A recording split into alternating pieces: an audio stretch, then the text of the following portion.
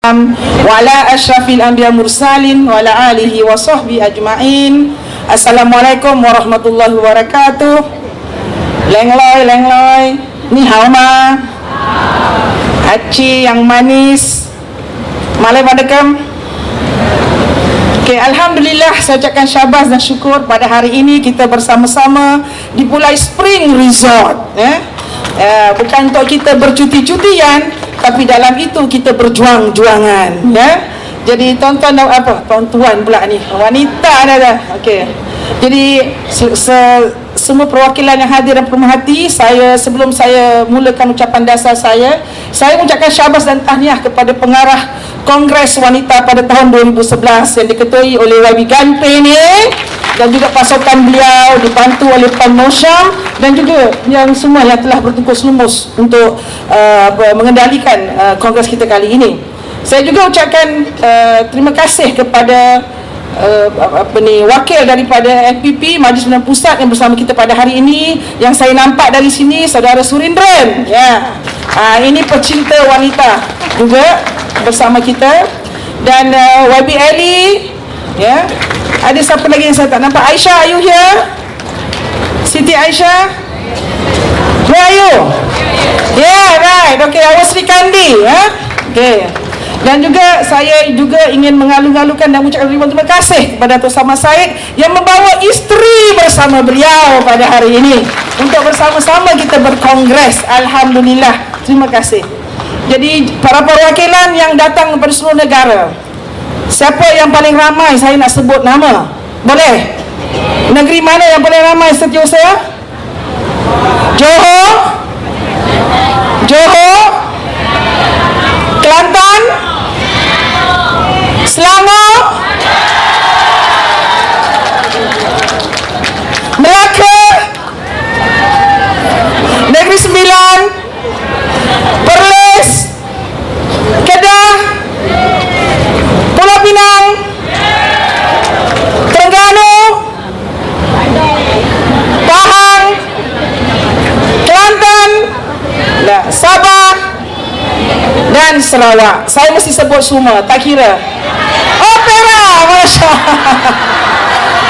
Okay. Alhamdulillah, wanita Perak tak tidur. Maka kita bertawan balik negeri Perak, insya-Allah pada tahun 13. Namun demikian, dengan kehadiran yang saya rasa amat membanggakan ini, saya juga peka tentang ketidakbolehan perwakilan daripada Sabah Sarawak untuk bersama kita pada kali ini, kerana mereka lebih memfokuskan masa, menumpukan masa untuk membuat gerak kerja di Sabah dan Sarawak. Namun demikian, kita minta Ketua Wanita Negeri Sabah dan Sarawak untuk sampaikan salam kepada mereka dan agar terus berjuang untuk mempertabatkan keadilan di Sabah dan Sarawak, ya. Dan saya juga difahamkan negeri-negeri Pantai Timur juga yang ada sudah dilanda banjir dan banyak yang telah tidak dapat hadir kerana ditimpa musibah. Jadi kepada mereka kita ucapkan agar menempuh ujian itu, dan walau bagaimanapun saya percaya jiwa mereka tetap bersama-sama kita untuk memperjuangkan keadilan. Jadi para perwakilan yang saya hormati sekalian, hari ini tajuk ucapan dasar saya berlegar sekitar wanita nadi negara, rakyat hidup sejahtera. Betul tak? Betul? Seperti saya sebut yang lepas, no woman, no life.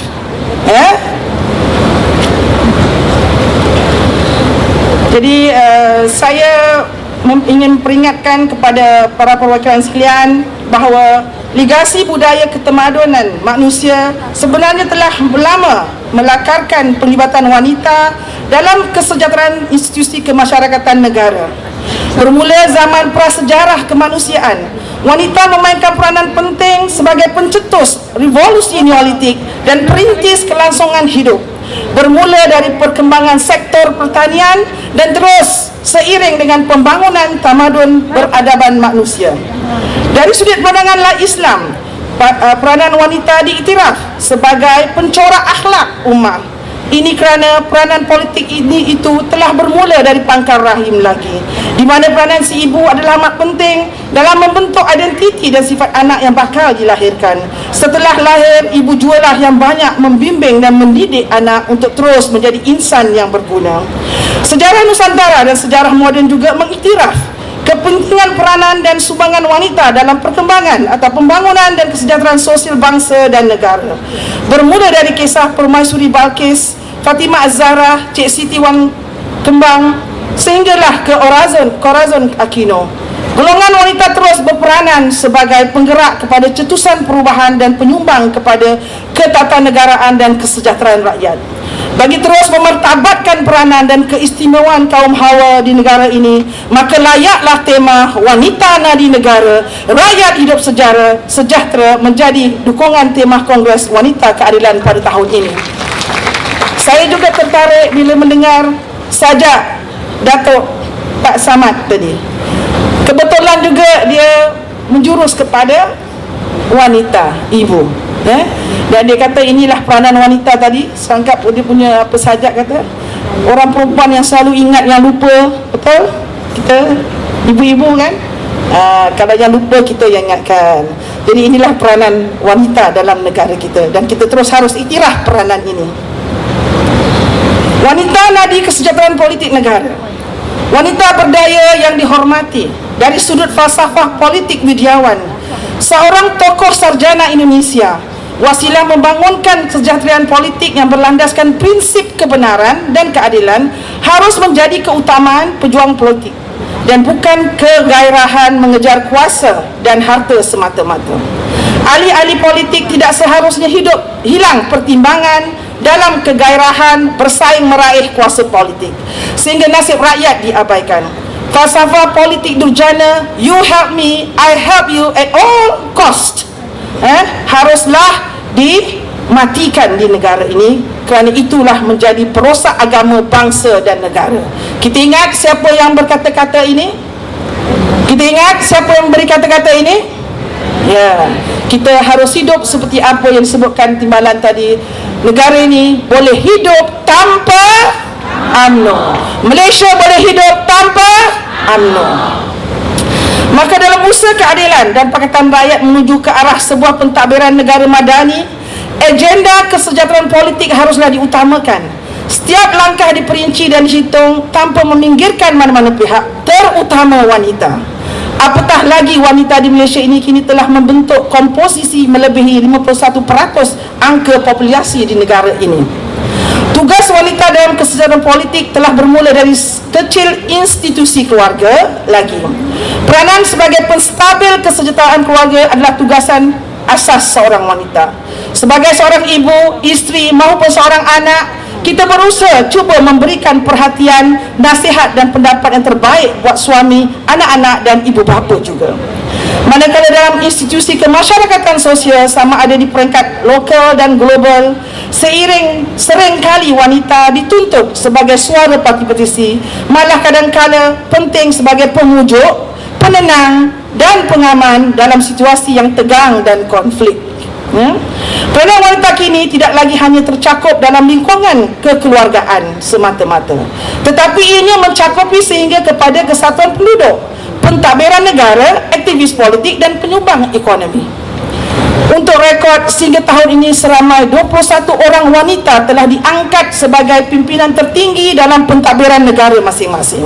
Dan bagi tahun 2011 ini sahaja, seramai 6 orang telah direkod pencapaiannya, termasuklah Dilma Rousseff, Presiden Brazil, Michel Calmire, Presiden Switzerland, Rosaria Fernandez, Perdana Menteri Peru, Atifit Jahjaga, Presiden Kosovo, Yingluck Shinawatra, Perdana Menteri Thailand, dan Helle Thorning-Schmidt, Perdana Menteri Denmark. So bila kita nak ada Perdana Menteri Malaysia? Boleh? Wanita berdaya. Dan juga saya ucapkan kepada wanita-wanita hebat ini yang tersenarai kerana kini merupakan satu lagi rekod kepada kelangsungan kejayaan wanita dalam bidang politik secara global. Segalanya cukup membuktikan bahawa politik bukanlah sesuatu yang asing lagi bagi wanita. Beberapa individu terdahulu telah membuktikan kepimpinan yang unggul setelah kejayaan demi kejayaan dapat dicapai. Saya harap mereka akan terus menjadi sumber inspirasi kepada semua pimpinan wanita berdaya harapan negara, wanita keadilan di hadapan saya pada hari ini. Terus kita sentuh kepada tajuk pilihan raya umum ke-13. Di malam Presiden sebut tadi, ya, Johor adalah kubu UMNO. Selepas hari ini, adakah Johor akan terus menjadi kubu UMNO? InsyaAllah kita akan tawan Johor dan kita tangkap lembu-lembu yang berkeliaran di Johor ini. Para penonton yang dikasihi, wanita berdaya harapan negara, pilihan raya umum ke-13 semakin hampir, maka tiada sedetik, seminit, hatta sekilas masa harus dibazirkan. Wanita harus sentiasa dalam keadaan bersiap siaga untuk menghadapi detik gempur ini. Setiap perkiraan haruslah dibuat secara teliti. Ianya termasuklah merangkumi manifesto, pemilihan calon, kesediaan jentera, pengukuhan kewangan, rencana penerangan sehingga ke strategi kempen. Usaha untuk mencapai 30% kota calon wanita memang menjadi keutamaan bagi kita wanita keadilan. Namun menampilkan calon yang berkualiti dan berkredibiliti adalah matlamat yang lebih besar. Kerana apabila kerajaan Pakatan Rakyat mengambil alih pentadbiran pusat kelak, rakyat harus diyakinkan bahawa pentadbiran keadilan Pakatan Rakyat mampu untuk membuktikan sistem tata kelolaan negara yang jauh lebih baik dari kerajaan BN UMNO yang ada. Realitinya, setiap pimpinan tidak lagi harus bersikap defensif. Sebaliknya, haruslah muhasabah diri untuk menambah baikkan watak dan ciri kepimpinan masing-masing. Harus diingat, hak politik bukanlah milik individu, apatah lagi UMNO BN semata-mata. Umpama petikan kata Ketua Umum Datuk Seri Anwar Ibrahim, negara ini bukan milik UMNO BN. Negara ini milik rakyat. Negara ini milik Melayu, milik Cina, milik India dan juga milik orang asli Kadazan, Iban, Dusun, Dayak, Bajau dan Melanau. Negara ini milik semua. Setiap pimpinan parti, khususnya wanita keadilan, harus terus-menerus membuat pendedahan berasas dan berfakta agar rakyat disedarkan dengan segala kepincangan pentadbiran BN UMNO selama ini. Seterusnya meyakinkan rakyat bahawa keadilan Pakatan Rakyat benar-benar layak untuk memikul mandat pada pilihan umum yang akan datang. Kita harus sedar bahawa peranan wanita bukan hanya sekadar membawa suara, sokongan dan peraih undi semata-mata. Partisipasi kaum hawa haruslah dimartabatkan dan diketengahkan seadilnya. Suara wanita harus didengar. Ini kerana harus diingatkan bahawa tiada nadi, tiada nyawa, tiada wanita, tempang negara. Maka mengambil kesempatan pada hari ini dalam ruang Kongres tahun ini, wanita keadilan mengusulkan agar satu, kerajaan Pakatan Rakyat mesti bersedia mampu menawarkan pilihan dasar yang mencapah dan fleksibel bagi menghadapi kepelbagaian isu, sama ada dari segi pemberdayaan diri dan peranan maupun perlindungan hak-hak wanita. Ini bermakna setiap dasar yang digubal haruslah mengambil partisipasi suara dan pandangan wanita agar hak dan martabat golongan wanita di negara ini dapat diangkat seadilnya. Dua, Pakatan Rakyat menjanjikan sebuah manifestasi pentadbiran kerajaan yang terbaik buat rakyat, khasnya golongan wanita. Maka mewakili suara pimpinan wanita keadilan dan wanita Pakatan Rakyat, kami mengharapkan khususnya pimpinan tertinggi keadilan agar mempunyai political will, keazaman politik yang ikhlas dan jujur untuk melaksanakan dan bukan sekadar omong-omong kosong sebagai halwa telinga semata-mata. Harus diingatkan bahawa Fasal 18.17 Perlembagaan Keadilan yang memperuntukkan penglibatan sekurang-kurangnya 30% wanita di semua peringkat bukanlah suatu pilihan, tetapi adalah satu kewajipan yang harus dilaksanakan oleh parti. Namun wanita keadilan sedar bahawa dalam mencapai matlamat ini 1001 cabaran harus dipikul dan digalas, ya. Maka wanita keadilan ingin meyakinkan pimpinan utama parti bahawa calon wanita yang akan diketengahkan pada pilihan umum yang akan datang dipilih dari hasil saringan dan kajian latar belakangnya amat ketat dan serius. Saya ingin juga memperingatkan pimpinan, kelayakan melangit dan jolokan darjat pada nama belum tentu menjaminkan kesetiaan dan kehebat seorang pemimpin melayan kerenah rakyat. Namun perlu ada juga keseimbangan di antara dua kategori ini supaya saling lengkap melengkapi perjuangan parti. Yang pasti, inilah ciri keistimewaan bakal-bakal calon wanita keadilan yang insya-Allah akan diketengahkan. Kesetiaan dan kehebatan memberi layanan kepada akar umbi dan juga rakyat, ya. Tanpa hulu tiada parang, tanpa dahulu tiada sekarang. Sebab itulah Datuk Samad saya kata, wanita tadi tu yang lupa tu diingatkan, dia kata. Jangan lupa sejarah. Wanita memperanan dalam mengingatkan, menyedarkan dan mengingatkan perkara-perkara yang mungkin mereka sudah terlupa dan mengabaikan. Satu lagi aspek yang saya ingin berkongsi dengan para perwakilan ialah laporan gender Global Index. Merujuk senarai The Global Index Gap Report 2011 yang dikeluarkan oleh World Economic Forum, tahap pemerkasaan politik wanita Malaysia kini merudum sehingga kepada kedudukan 97. Manakala di bawah tahap penglibatan ekonomi 95, pencapaian pendidikan 65, kesihatan 78 dan kedudukan keseluruhan 115 dari keseluruhan 135 negara yang tersenarai. Tak tahu apa Menteri Wanita buat. Lembu dapat tahap nombor 1 sini. Hasil laporan ini harus diambil perhatian kerana bermakna jelas menunjukkan bahawa polisi dan pentadbiran kerajaan BN UMNO kini pincang dan perlu ditambah baik dengan segera. Usaha dan implementasi kaedah kerja harus dirombak semula. Kesediaan membuka peluang kota 30% kepada wanita dalam kedudukan utama korporat bukanlah penyelesaian utama seperti yang digembar-gemborkan dalam belanjawan BN UMNO. Kementerian Pembangunan Wanita, Keluarga dan Masyarakat perlu lebih tegas dan serius dalam usaha memertabatkan wanita Malaysia. Budaya politik lama yang berkisar dalam kaedah kebajikan perlu ditingkatkan kepada yang lebih bersifat pemberdayaan. Program-program pembangunan wanita, masyarakat dan keluarga harus menggunakan kaedah politik baru dengan mengemukakan langkah-langkah yang lebih progresif dalam meningkatkan kualiti hidup wanita Malaysia khususnya. Sebuah agenda wanita Malaysia harus dicipta agar menjurus kepada pembentukan sebuah imej yang unik, sinonim dengan wanita Malaysia.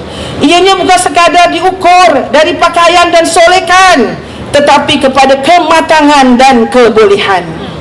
Untuk itu, tindakan afirmatif perlu dikuatkuasakan agar wanita Malaysia dapat bersaing dengan rancak sepadan dengan hasrat mencapai negara maju. Ya, kita berbangga dengan beberapa tokoh wanita yang mengetuai jabatan-jabatan kerajaan, bidang korporat dan perbankan. Namun, golongan besar wanita marhain masih lagi bergelut dalam kepompong kemiskinan, buta ilmu dan penindasan. Saya juga nak petik ada ucapan saya diberitahu daripada Ketua Wanita UMNO yang akan menampilkan calon-calon yang cantik-cantik, yang rupawan sebagai calon pilihan raya yang akan datang. Jadi kita wanita keadilan jauh lebih matang dari itu, insya-Allah. Ayuh wanita berdaya harapan negara, kita bangkit bawa mereka keluar dari kepompong ini dan menciptakan satu hidup yang lebih sejahtera di bawah kerajaan Pakatan Rakyat. Para perwakilan, sebagai ahli parlimen hampir 4 tahun dalam perhatian saya, tidak ada pertanggungjawaban dalam melaksanakan dasar-dasar wanita dalam negara ini. Saya rasa amat letih dan mual mendengar alasan yang sama seperti rekod lama. Setiap kali isu wanita dibangkitkan, isu perbahasan isu mengenai dasar-dasar wanita, saya akan diberikan jawapan yang sama dan alasan yang sama. Saya merasa sangat jelak dan jemu kerana saya mendengar mereka seperti rekod lama para perwakilan. Jadi saya ingin mencadangkan untuk memastikan semua kementerian bergerak seiring dengan menepati dasar wanita dengan meletakkan tanggungjawab ini di bawah Jabatan Perdana Menteri agar pemantauan yang lebih ketat dapat dilaksanakan. Dengan ini dapat mengelakkan sikap lepas tangan dan kesampingan dasar-dasar wanita di semua kementerian. Affirmative action para perwakilan. Para sahabat yang dikasihi, wanita juga adalah nadi kesejahteraan ekonomi. Suri rumah atau homemaker adalah jawatan yang tidak perlu dipohon. Ada perempuan pohon kerja ni? Tak payah pohon. Tak ada orang nak pohon.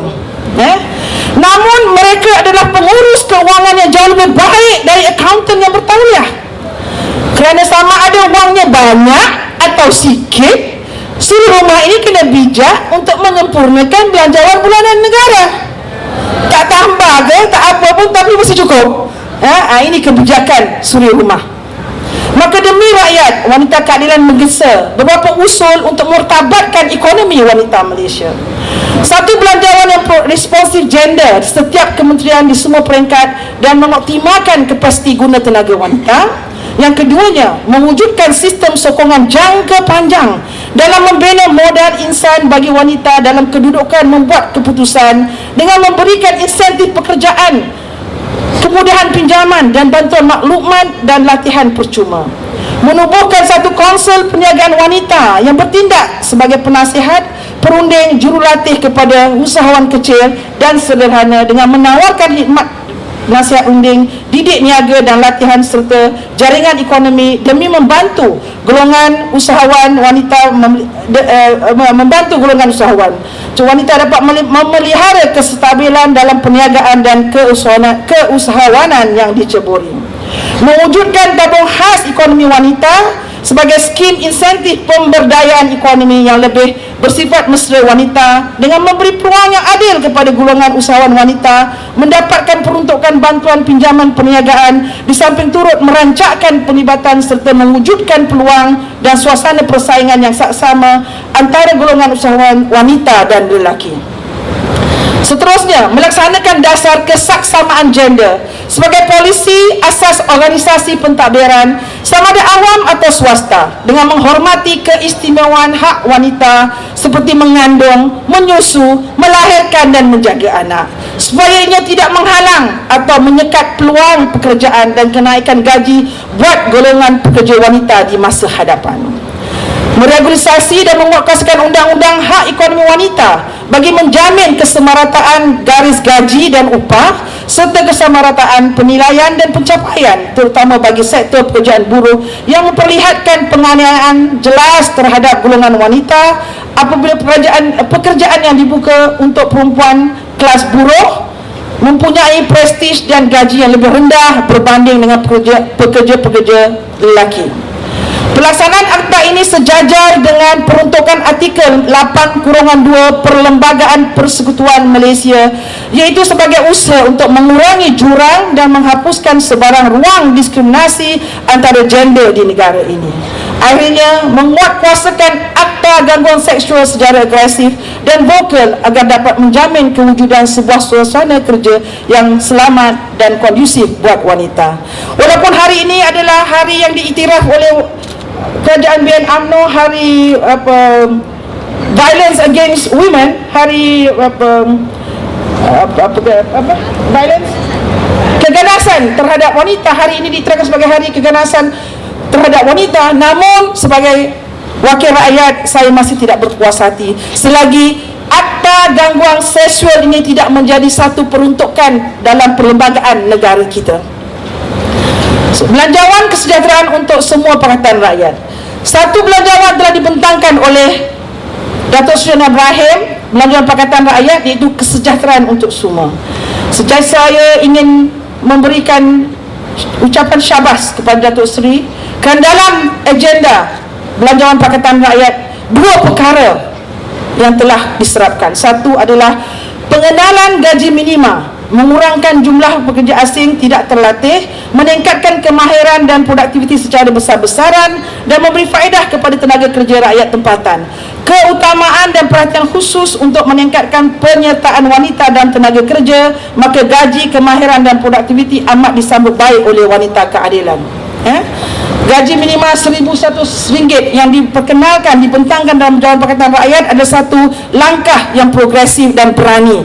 Kalau kita bandingkan Kerajaan BN UMNO yang hanya pandai untuk memberi gula-gula sana dan sini, tetapi tidak berani untuk melaksanakan satu polisi jangka panjang, iaitu gaji minimum. Malahan allowance sebanyak RM700 setahun bagi penjagaan anak berumur 12 tahun ke bawah bagi keluarga yang berpendapatan kurang dari RM1,500 sebulan, dan penubuhan pusat penjagaan anak-anak berkelulusan merupakan suatu tawaran yang sangat baik dalam usaha meningkatkan kadar penyertaan buruh di kalangan wanita dari 46% ke 55% dalam masa 5 tahun. Ini adalah janji Pakatan Rakyat dalam Belanjawan 2012. Satu lagi, saya ucapkan syabas kepada Belanjawan 2012 Pakatan Rakyat yang dibentangkan Datuk Seri Ibrahim pada 4 hari bulan 10 di Parlimen, yang mana ianya mencerminkan bahawa ketua oposisi kita, iaitu Datuk Seri Anwar Ibrahim, adalah seorang yang pekerjanda. Apabila menawarkan RM1,000 kepada suri rumah seluruh negara apabila kita memerintah tampuk kerajaan Putrajaya. Jadi ini adalah contoh terbaik dalam pelaksanaan belanjawan responsif gender. Malangnya Menteri Kewangan BN UMNO. Kenal siapa Menteri Kewangan BN UMNO? Kenal? Masih lagi dalam kegelapan terhadap pemahaman konsep ini. Apa yang nyata, beliau hanya mampu mengamalkan konsep belanjawan responsif gender untuk seorang wanita sahaja. Belanjawan hasil negeri untuk rakyat Selangor. Kerajaan Negeri Selangor juga telah membentangkan satu belanjawan yang bertajuk hasil negeri untuk rakyat. Tahniah saya ucapkan kepada pimpinan Kerajaan Negeri Selangor yang telah merangkakan satu belanjawan yang cukup baik, merangkumi kepentingan gender dan sentiasa mengutamakan tenaga kerja dan penyertaan wanita dalam pembangunan negara. Rancangan pelaksanaan gaji minima yang akan dilaksanakan bermula Januari 2012, Wabi Rozia, yang akan dilaksanakan di Negeri Selangor. Ini akan dilihat sebagai salah satu lagi langkah pentadbiran kehadapan oleh Kerajaan Negeri Pakatan Rakyat yang kurang 5 tahun mentadbir berbanding 54 tahun Kerajaan BN UMNO. Sudah mampu kita membuat polisi dasar gaji minima RM1,500 di Selangor. Malahan program keusahawan sosial yang dirancang di bawah peruntukan RM30 juta grant terhadap program memperkasakan wanita diharap akan dapat terus mendorong kesetaraan gender, membasmi kemiskinan dan membantu menyelesaikan pelbagai isu berkaitan wanita di Selangor khasnya dan seluruh Malaysia amnya. Kita minta jasa baik Wabi Rozia selaku Exco Wanita Kerajaan Negeri Selangor untuk membelanjakan wang ini sebaik mungkin demi memperkasakan wanita Selangor khususnya dan wanita Malaysia keseluruhannya. Ini janji Wabi Rozia, dia dah bisik dengan saya, insyaAllah semua adalah pesan sikit semua. Wanita nadi negara. Pemberkasaan partisipasi wanita dalam politik dan ekonomi akan mengupayakan wanita melakukan perubahan bagi diri, keluarga dan masyarakat dalam menunjangi peranan dalam pembangunan negara. Kerana maju wanita, maju negara. Ini penting. Kesejahteraan sosial, ini satu package yang akan kita perkenalkan. Wanita Keadilan akan perkenalkan satu package untuk program Wanita 2012, iaitu kesejahteraan sosial. Mengikut definisi, kesejahteraan sosial membawa erti kepada usaha pembentukan sebuah negara sejahtera, iaitu sebuah pentadbiran kenegaraan yang menumpukan kepada kepentingan sebuah jaminan kestabilan, kemakmuran dan keselamatan bagi semua organisasi masyarakat, merangkumi aspek ekonomi, pendayagunaan sumber tenaga dan pelayanan sosial yang adil buat setiap individu dan warga negara, termasuk wanita. Jika di Indonesia, kesejahteraan sosial juga digunakan sebagai nama disiplin akademik, iaitu antara salah satu sisi terapan dari ilmu sosiologi umum. Manakala di Amerika Syarikat, sejahtera kadang-kala dianggap sinonim dengan penyediaan bantuan keuangan sebagai sebuah jaminan sosial. Kesejahteraan sosial hanya akan berjaya dicapai apabila semua individu warga negara merasai selamat dan menjalani sebuah kehidupan yang tentram dan memenuhi segala tuntutan asas keperluannya, sama ada tuntutan penglibatan politik, ekonomi maupun sosial. Jadi wanita nadi negara haruslah celik ilmu. Celik ilmu. Tadi Setiausaha tadi Saya juga ucapkan syabas kepada saudari Juwariah yang baru mengambil alih tugas dan yang baru menerima lantikan tugas Setiausaha Wanita Keadilan Pusat. Berapa bulan Ju? Baru 5 bulan yang lepas, beliau telah banyak membantu mengemaskinikan pentadbiran dan administrasi wanita. Dan bercakap tentang celik ilmu, tadi Juwariah sebut wanita keadilan tu kenalah juga ilmu pentadbiran, perlembagaan, peraturan tetap wanita harus dihadam dan dihayati. Barulah wanita itu nampak berdaya apabila kita berhujah di kalangan rakan perjuangan kita di peringkat cabang dan negeri.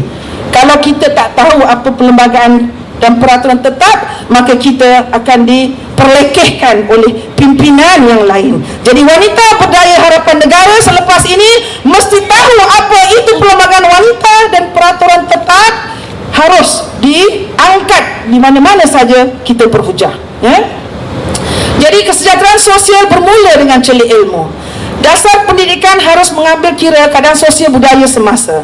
Kurikulum pendidikan harus ditambah baik dan diolah ketepatan dengan adaptasi konsep falsafah hormat wanita.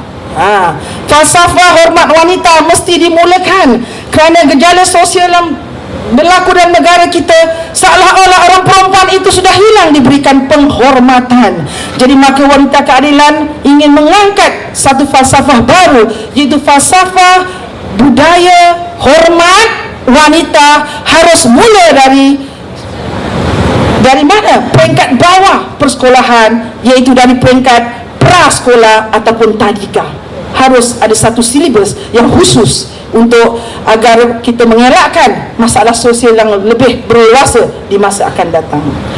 Justru dasar yang lebih bersifat hormat wanita perlu diterapkan dan dilaksanakan dalam semua pentadbiran dan pengurusan kerajaan, pihak awam dan swasta.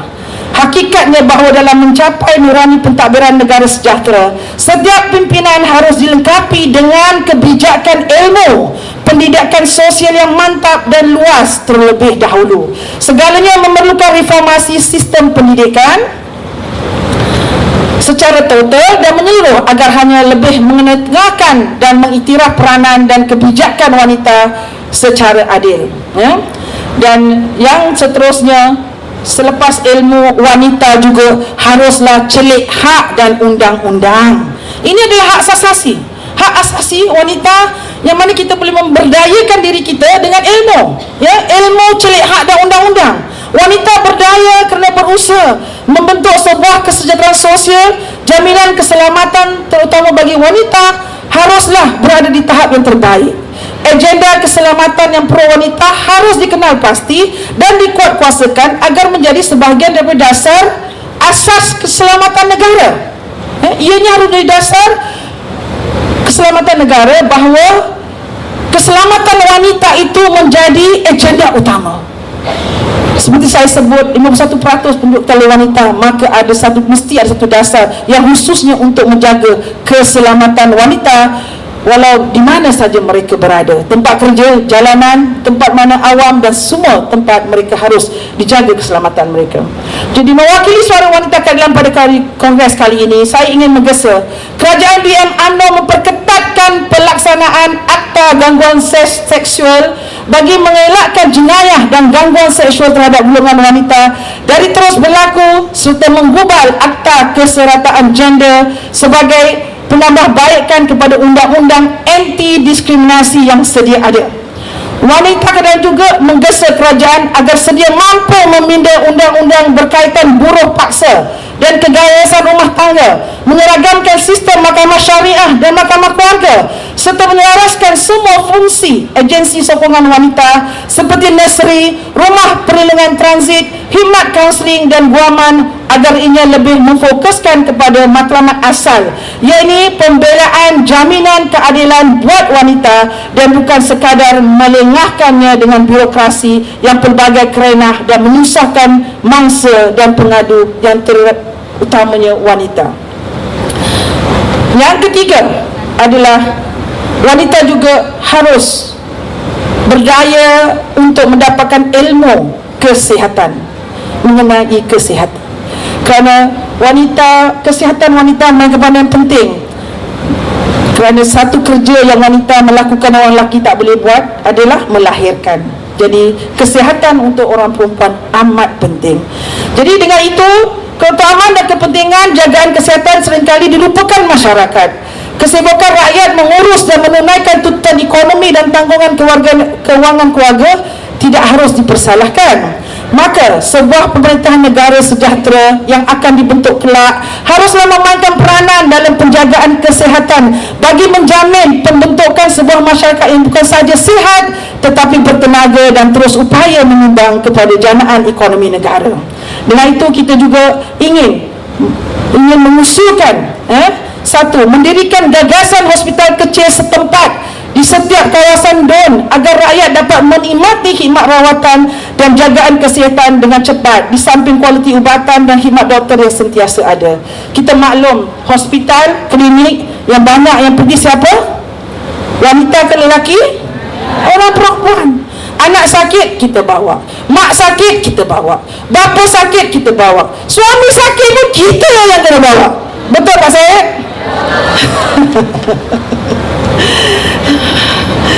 Yang kedua, mewujudkan sentimen kesedaran dan kepentingan mengenai sensitiviti, kehendak, keperluan dan hak pesakit wanita melalui penetapan sesuatu sistem sokongan dan wadah bagi merealisasikan keberkesanan dasar dan matlamat yang ditetapkan. Ini termasuklah memastikan kualiti dan khidmat penubuhan pusat krisis, pusat kaunseling dan pusat lindungan wanita diiktiraf di bawah regulasi undang-undang dan dasar, tidak hanya sekadar melepaskan tatuk di tangga sahaja.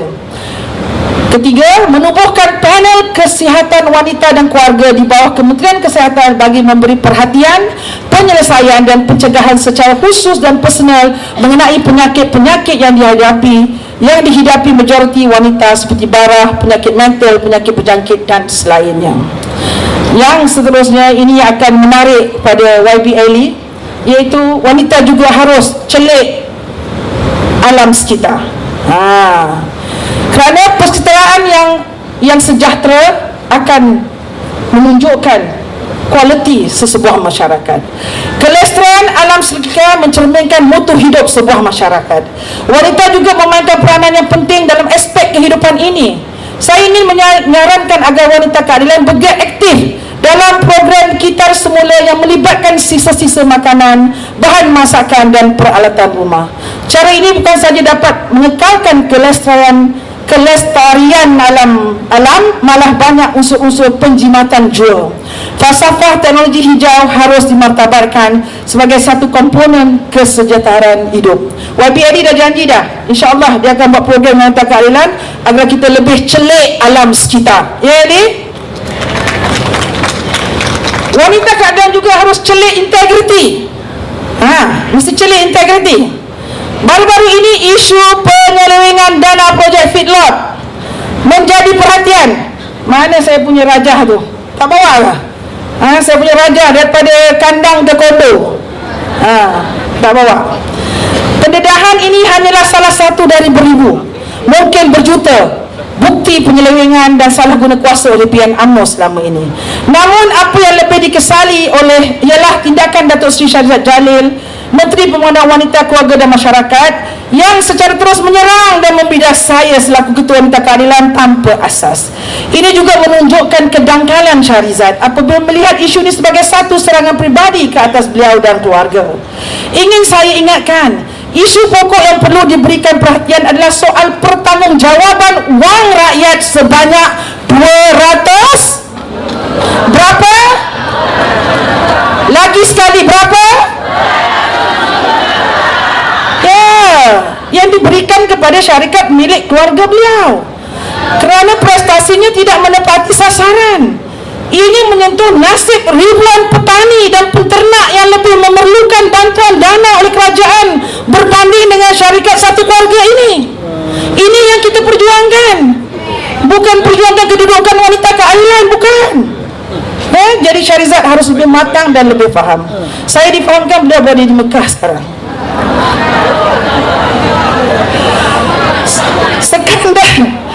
Skandal NFC, skandal National Philip Corporation menyentuh soal tata kelola kewangan negara yang lemah hingga wang rakyat dibelanjakan sesuka hati. Selaku wakil rakyat adalah menjadi tanggungjawab dan tugas saya membawa isu ini supaya sebarang penyelewengan dapat dihentikan dan hak rakyat dapat dikembalikan segera.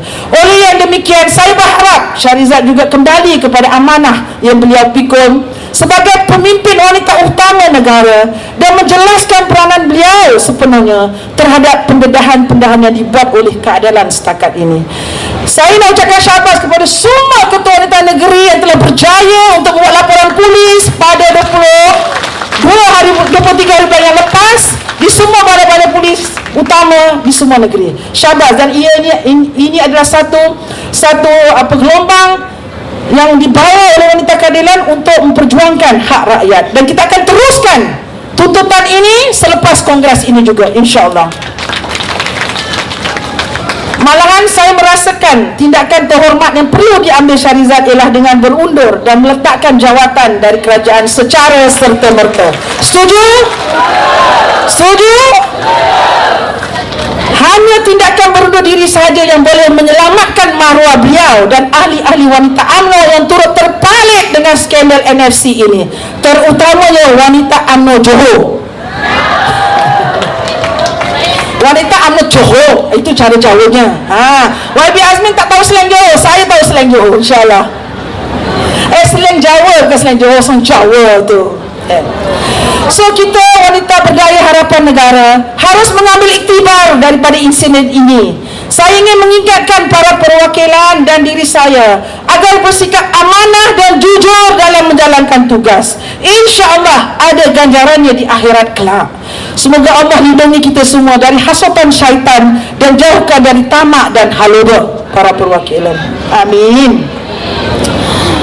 Satu lagi aspek hari ini saya ingin menyentuh adalah agenda kebajikan wanita muda yang berkeluarga. Ya, Sri Kandi Aisyah.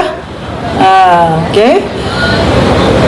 Sifat sebuah negara sejahtera ialah pemerintahannya akan sentiasa menitik beratkan kesejahteraan sesebuah institusi keluarga di bawah naungannya.